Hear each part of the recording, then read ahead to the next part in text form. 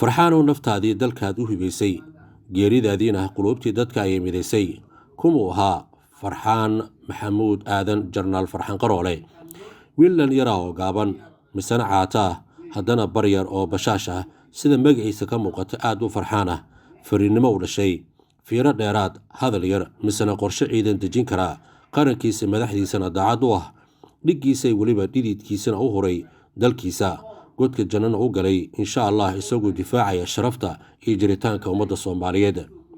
magaciisa sida uu faafay sida uu jiinyaraa iyo da'diisu u yarayda intaas kadib sabab uma noqon karto darajada uu gaaray wuxuu maqaam sare ka mutaystay daacadnimada howlkarnimada wadaniyada iyo qaran jacaylka oo qalbigiisa ku abuurnayda wuxuuna ka mid ahaa dhowr dhalinyaro aan ku bartay shaqada amniga iyagoo ah saraakiil dhexe wuxuuna aad u jeclaa inuu mar walba wax barto oo aqoon ciidan uu korarsado wuxuuna qayb ka ahaa ciidankii laga wareejiyey nabad sugidda ee loo wareejiyey booliska ma uusan iska dhigin sarkaal xil raadinaya wuxuu la xirooday askar tababar loo xareynayay ee lagu aasaasay ciidankii haramacas wuxuuna galay dufcadda tababar u gashay xamar ee Turkiga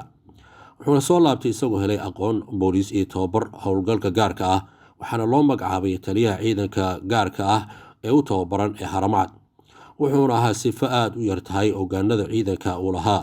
taasoo aad u saaxiib dhow la lahaa ciidanku madaxda u ahaa inuu dacad u ahaa qarankiisa dowladihii kala duwan ee dalka soo maray intaba si dacad ayuu u gudaynayay shaqada qaran waana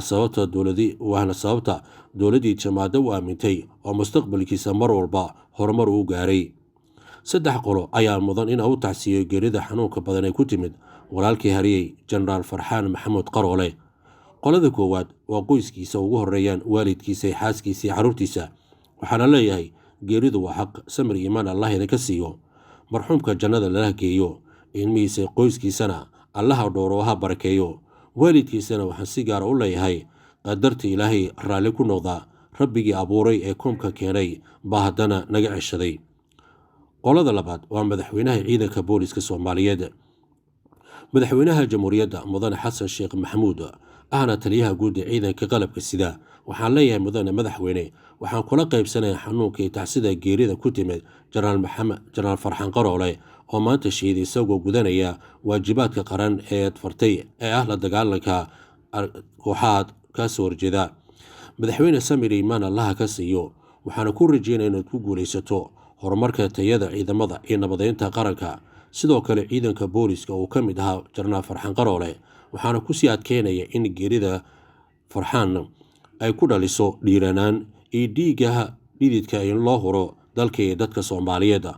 qolada saddexaad waa shacabka Soomaaliyeed waxaan leeyahay ogaada dadkii inay kaceen dhalinyaradii wadaniyiinta oo la xirfad tababar waliba ciidan oo qarankooda daacad u ah kana mid ah qaybaha kala duwan ciidanka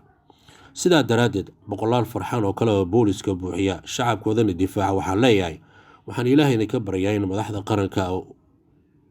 u heshiiyo inay soo saaraan awoodda iyo tayada dhalinyaro kor u qaadi kara darajada iyo niyadda shacabka Soomaaliyeed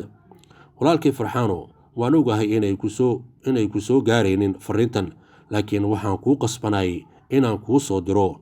farxaano